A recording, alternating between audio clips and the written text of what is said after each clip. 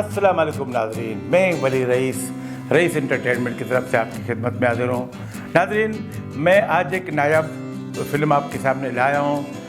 पाकिस्तान में शबाब प्रोडक्शन वो प्रोडक्शन है जो साल में कम से कम 6 फिल्में रिलीज़ करता था, बनाता था, और फिर जैसे ही फिल्मों के ऐलान होता था तो डिस्ट्रीब्यूटर या सिनेमा वाले पहले से एडवांस देते थे कि ये फिल्म आ रही है, ये फिल्म हमारी है, इसको हम रिलीज़ करेंगे। तो इसी तरह शबाब किरानवी साल में 2 फिल्में बनाते थे, ज़फ़र शबाब 2 फिल्में, नज़र शबाब 2 फिल्में। तो एक बाकायदा प्रोडक्शन होता था, उसकी कहानियाँ होती थी। तो शबाब किरानवी अक्सर ये करते थे कि खुद भी कहानियाँ लिखते थे, तो बड़े अच्छे राइटरों से भी कहानियाँ लिखवाते थे, मुकालमे लिखवाते थे, क्योंकि वो चाहता था कि मेरी 6 फिल्में हर सूरत में एक साल में रिलीज़ हों। तो वो ये नहीं चाहता था कि भी सब कुछ मैं ही समेट लूँ, जैसे आजकल वो चाहते हैं कि राइटर भी मैं हूँ, डायरेक्टर भी मैं हूँ, हीरो मैं हूँ। तो इस तरह शबाब किरानवी नहीं चाहता था, क्योंकि उसकी बाकायदा एक प्रोडक्शन हाउस थी। वो चाहते थे कि अच्छी कहानियाँ हैं, अच्छे मुकालमे हों, तो वो अक्सर रियाज़ रहमान सागर से डायलॉग लिखवाते थे। तो नाज़रीन, शबाब किरानवी ने एक बहुत खूबसूरत सी फिल्म बनाई थी, दामन और चिंगारी। एक बहुत सुपर क्लासिक फिल्म थी।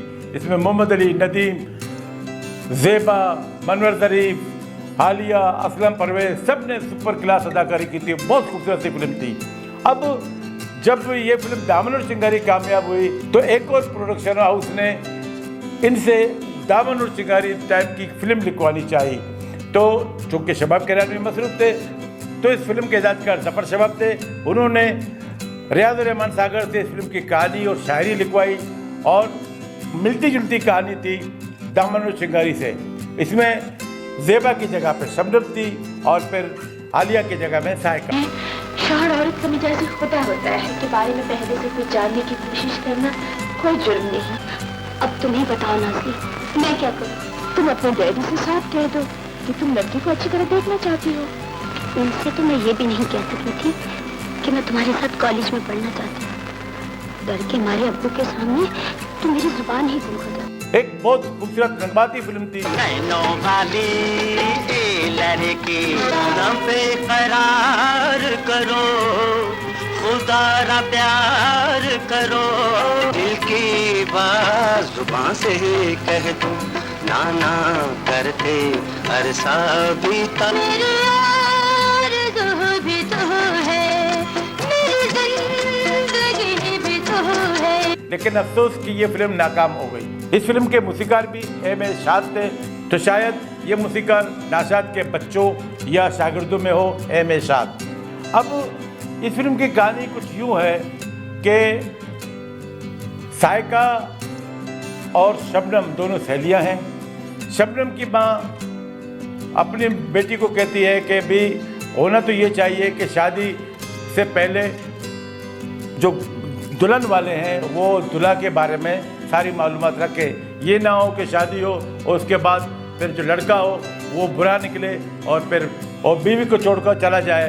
अब बच्चों को भी पालना होता है। इसी तरह कि शबनम की वालिदा जब शबनम से यही कहती है, तो शबनम के भी जहन में होता है कि वाकई ऐसा होना चाहिए कि शादी से पहले दूल्हा दुल्हन को एक दूसरे को परखना चाहिए।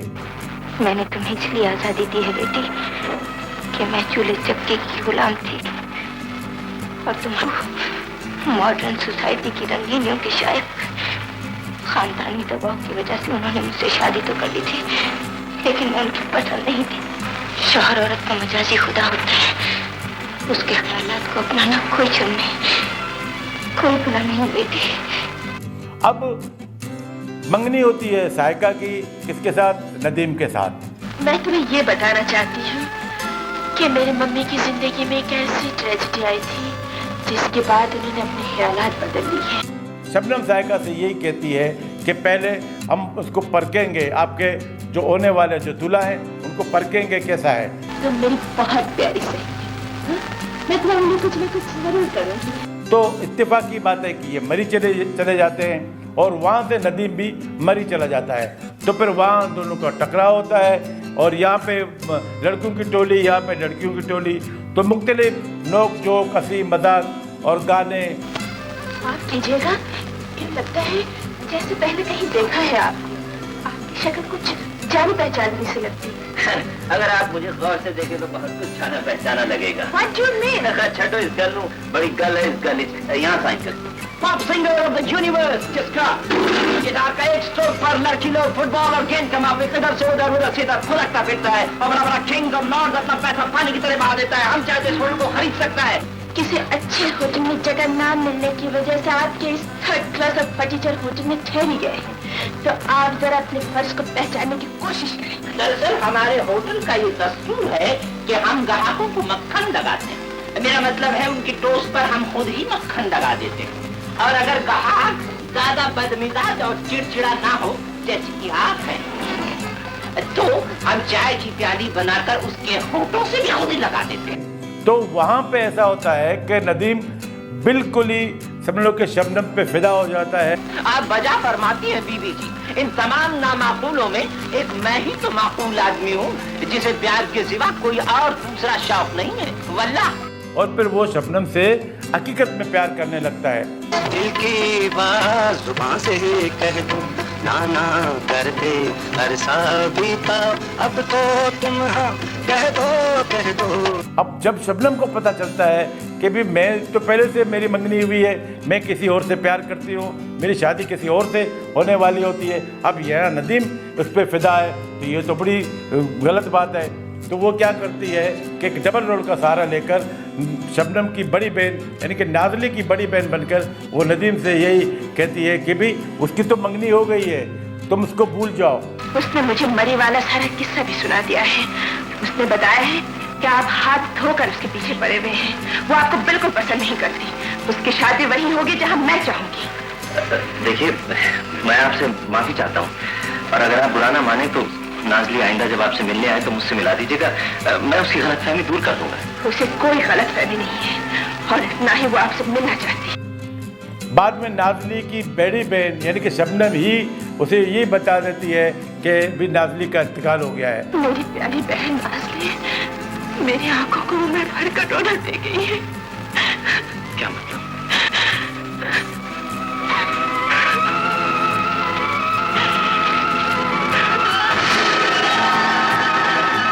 अब नदीम बड़ा रंजीदा होकर गांव आता है, परेशान है, तो उसकी माँ ज़बरदस्ती उसकी शादी सायका से इस वजह से करा देती है क्योंकि उसकी मंगेतर भी होती है। नदीम की जो वालदा है बड़ी जागीरदारनी, बड़ी पैसे वाली होती है। मैं पूछती कब तक पूछते रहोगे कागज पर बने हुए उस बेजान चेहरे को जो कफन में छुपने के बाद भी तुम्हारी नजरों से ओझल नहीं हो सका। तुमने सिर्फ मोहब्बत का लफ्ज ही सुना है, उसके माने नहीं जानते। चार दुनिया में किसी ऐसी औरत को तलाश करके लाओ जो तुम्हें माँ से ज्यादा मोहब्बत कर सकती हो। मुझे मत कहो, ये लफ्ज एक महबूबा के सामने हकीर हो चुका है। मैंने तुम्हारे बाप के मरने के बाद 24 बरस तक सिर्फ तुम्हारी खुशियों के ख्वाब देखे हैं, सिर्फ तुम्हारे अरमानों को दिल में बसाया है। ला आज मुझे उस मोहब्बत का सिला दो जो मैं जन्म देने के बाद से तुम्हें देती आई हूँ। फिर नदीम की शादी होती है सायका के साथ, लेकिन वो सायका से प्यार नहीं करता। आज मैंने खाने में आपके लिए नरगिसी कुफ्ते बनवाए जो आपको बहुत पसंद। मुझे भूख नहीं है, कुछ नहीं खाऊंगा।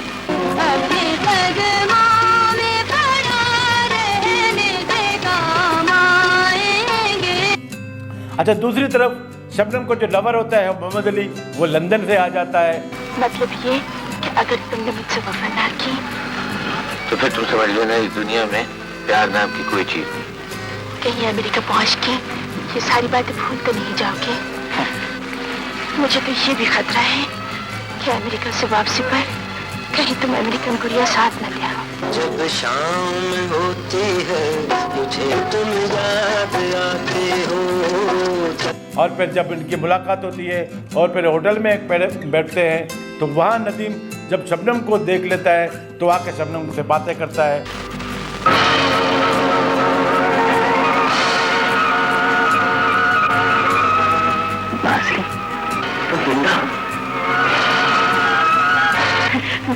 मैंने आपको पहचाना नहीं। मैं था वो नाज़रीन जिसे तुमने इंटर कॉलेज डिबेट में हराया था। आपने सुना नहीं, आपको जानती भी नहीं है, पहचानती भी नहीं, आपको गलत है। चलो हारून, यहाँ से चलते हैं। नाज़रीन मेरी बात तो सुनो। हाँ, यहाँ तलाश कीजिए कोई और बात। एक और मंजर में मोहम्मद अली और शबनम उसी होटल आते हैं, तो वहाँ नदीम शराब के नशे में आकर वो गाना गाता है कि मेरे दिल को तोड़ने वाले किस किस का दिल तोड़ेगा। मेरे दिल को तोड़ने वाले किस किस का दिल तोड़ेगा। और फिर नदीम आके उनके सामने कुछ ऐसे जुमले कह देता है कि तो मोहम्मद अली को तैश आता है। तो यहाँ मोहम्मद अली नदीम को थप्पड़ मार के कहता है कि तुम क्यों इसके पीछे पड़े हो। दिल तो खुदा का घर होता है, तूने खुदा का घर तोड़ा है। स्वार्थ नहीं एक ऐसा सुनहरा जाल है जिसमें हर रोज एक नया शिकार मन तोड़ता है। अब इस शरीफ आदमी को बोतल में उतार रही है। ज़बान संभाल कर बात करो। तुम एक शरीफ लड़की पर जो मेरी होने वाली बीवी भी है बेबुनियाद इल्जाम लगा रहे। शराब अगर हजम नहीं कर सकते तो पीते क्यों? जाओ जाकर अपने पागलपन का इलाज कराओ और उस नाज़री को तलाश करो जिसका तुमसे कभी कोई वास्ता रहा हो, जो तुम्हें पहचानती। शराब ने तुम्हें अंधा कर दिया। हाँ, शराब ने मुझे अंधा कर दिया है और तुम्हें इसके शबाब ने अंधा कर। लेकिन मोहम्मद अली को शक पड़ जाता है। फिर मोहम्मद अली जब बाहर निकलता है शबनम से कहता है चलो, तो एक जगह ले जाकर बताया जाता है कि देखो नाज़री, यहाँ से हम दोनों की मोहब्बत स्टार्ट हुई है और यहीं पे मैं ख़त्म करता हूँ कि तुमने जो कुछ भी बोला है वो मेरे ख्याल में नदीम बिल्कुल सच्चा है।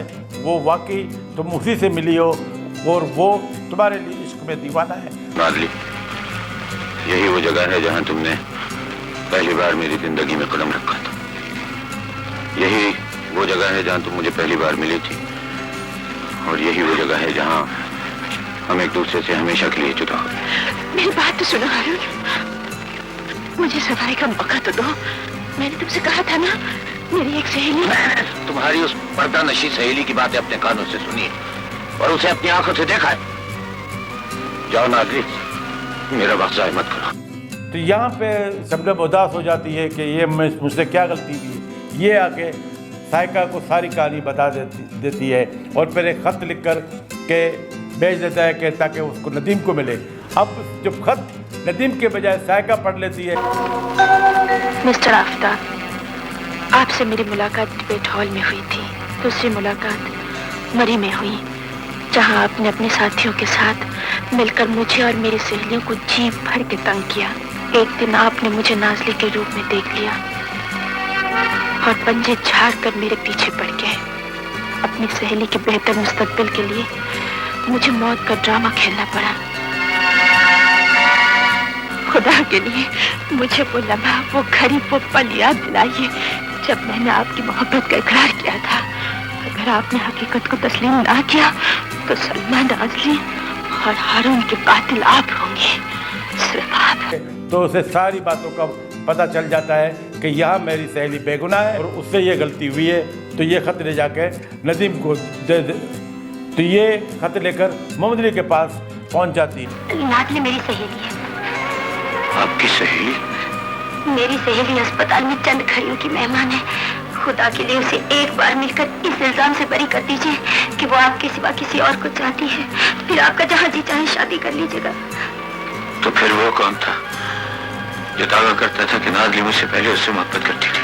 पहले आप ये खत पढ़ लीजिए, फिर मैं आपको अपनी सहेली और अपनी बर्बादी की दास्तान सुनाऊंगी।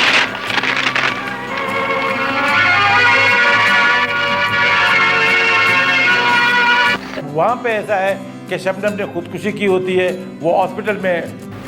इस पिस्तौल में पूरी 6 गोलियां हैं और हम दोनों को तो सिर्फ 2 गोलियां चाहिए, इसलिए कि हम दोनों एक ही तीर के शिकार। हम दोनों गलतफहमी का शिकार और उसकी सजा नाज़ली को और सलमा को मिल रही। तुम मेरी बीवी को भी जानते हो। हाँ, वो भी तो एक औरत है। उसे प्यार नहीं दे सका तो शायद वो तुम्हारे पास पहुंच गई हो। शराब अगर गम गलत करने के लिए पी जाती है तो मुझे वो गम तो बताओ जिसकी बुनियाद पर ये सब कुछ कर रहे हो।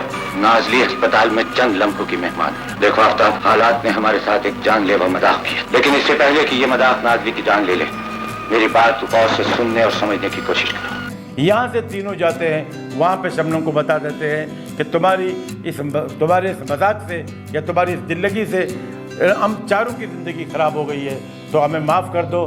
तो इसी तरह दामन में जो आग शबनम ने लगाई होती है वो बुझ जाती है। नाज़ली बहन, मुझे भी माफ़ कर दो और इनको भी। मुझे माफ़ कर दो नाज़ली। यहाँ पे फिल्म की कहानी ख़त्म होती है। अब ये ऐसी कहानी है, एक सादा सी कहानी है, लेकिन अक्सर इस कहानी को दोहराया गया है। दिल ने फिर याद किया पाक वहीद मुराद और शाहिद की कुछ इसी किस्म की कहानी है। कहानियाँ तो जैसी भी हो, कमज़ोर या पावरफुल हो, लेकिन हमारे अदाकार, हमारे डायरेक्टर उन कहानियों में जान डालते थे और ऐसी जान डालते थे कि वो कहानियाँ महीनों सालों लोगों के ज़हनों में अक्स होती थी। तो ये दामन की आग की कहानी भी कुछ ऐसी कहानी थी। अब ये फिल्म हालांकि यूट्यूब में मौजूद नहीं है, लेकिन मेरे जहन में इस फिल्म की पूरी कहानी है। तो कुछ गाने मेरे पास हैं, कुछ मनाज़िर मेरे पास हैं जो मैं आपके सामने गिफ्ट करूँगा। तो मुझे उम्मीद है कि आपको मेरा ये प्रोग्राम पसंद आया होगा। अगले प्रोग्राम तक के लिए, अगले एक और क्लासिक फिल्म पे तबसरे के लिए वली रईस को इजाज़त दीजिए। अल्लाह हाफ़िज़।